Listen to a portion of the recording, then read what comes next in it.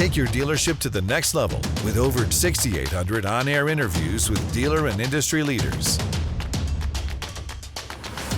CBT News, dealers' most trusted source for news, content, and analysis.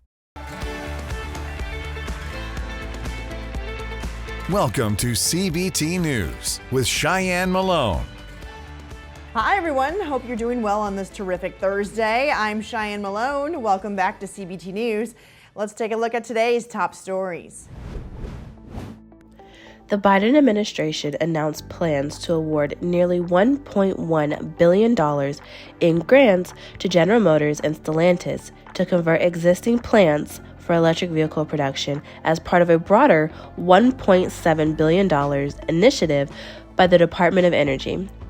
This funding aims to transform 11, quote, at-risk plants in 8 states to support the production of 1 million EVs annually, retain 15,000 jobs, and create 3,000 new positions. The grants will benefit plants in key election states, with GM receiving $500 million for its Lansing Grand River Assembly Plant in Michigan, and Stellantis receiving $584.8 million for its assembly plant in Illinois and Indiana. The DOE will finalize the awards following negotiations and environmental reviews.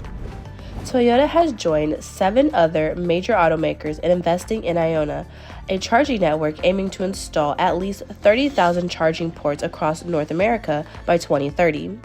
This follows Toyota's profitable strategy of prioritizing hybrids over fully electric vehicles. Founded in Durham, North Carolina in 2023, also counts BMW, General Motors, Honda, Hyundai, Kia, Mercedes-Benz, and Stellantis among its supporters.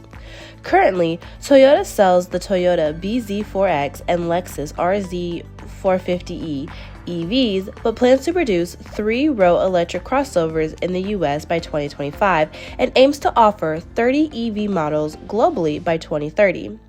Toyota's CEO highlighted the move as a step to boost BEV adoption and customer confidence, while Ionna CEO Seth Cutler emphasized the partnership's role in advancing EV charging and sustainable transportation in North America. The National Highway Traffic Safety Administration has issued a recall for the Lucid Air electric sedan, highlighting significant safety concerns for models manufactured between 2022 and 2024. The recall, which affects over 5,000 vehicles, addresses a fault in the high voltage system that caused abrupt drive power loss in at least 10 instances. Additionally, 74 cars were identified with a malfunctioning, quote, high voltage coolant heater, impairing windshield defrosting and cabin heating, thus increasing the risk of accidents. Lucid has responded by providing a software update to resolve these issues and will notify owners via email with instructions or direct them to dealerships for assistance at no additional cost.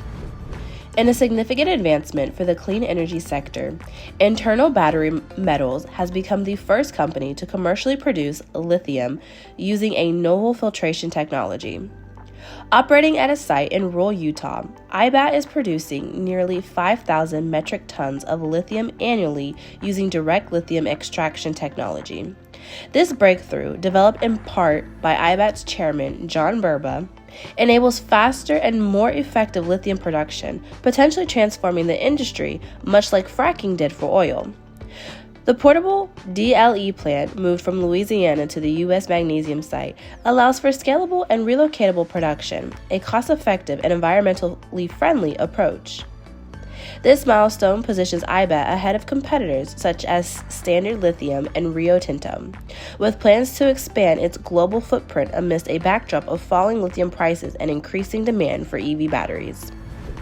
Don't go anywhere. We'll be right back with Andy Wright, managing partner of Vin Art Dealerships, to discuss the latest developments in the Hyundai-Amazon partnership, the ramifications of the recent CDK ransomware attack, and the evolving dynamics of the automotive market.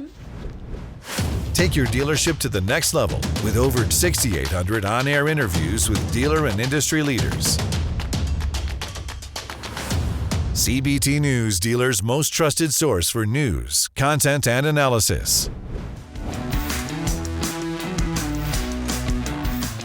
As a managing partner of In Art Dealerships, does an alarm go off with you about all of your other vendors, your technology, I mean, all of the data, all the people that have access to your data, and then also you as head of the dealerships to say, what if our group, you know, was hacked and we were in the same position that CDK is in right now, or I should say, you know, when they were.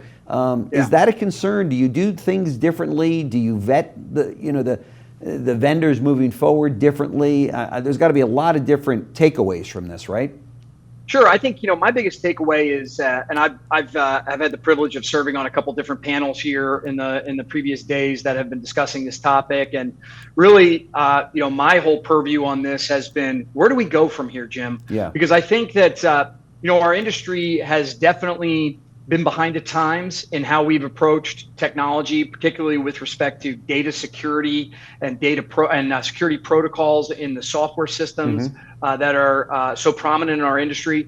I've used the word monolithic architecture more in the last 2 weeks than I think I've ever uttered in my entire life. But which is a term that's probably shot up, you know, it's got like a hockey stick numbers to people going, what the hell does that mean, right? What the hell does that mean, right? Yeah, but I mean, if you're a CDK dealer, you're rapidly coming to understand what that means. But it's, but I think, look, I don't think we gain anything right now as an industry by engaging in a finger pointing exercise. Sure. I think we have to be solutions oriented and outcomes based.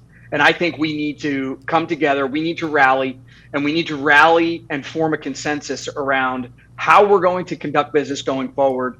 Dealers, OEMs, third party vendors and technology companies. What is that interaction? What is that relationship going to look like? Right. And then what are the standards? The standards, that's the key word now. Yep. What are the standards that we can all come together and agree to so that moving forward, we have basically an ecosystem or an architecture, however you want to characterize it, that is very much akin to that which exists in the financial services industry. Right.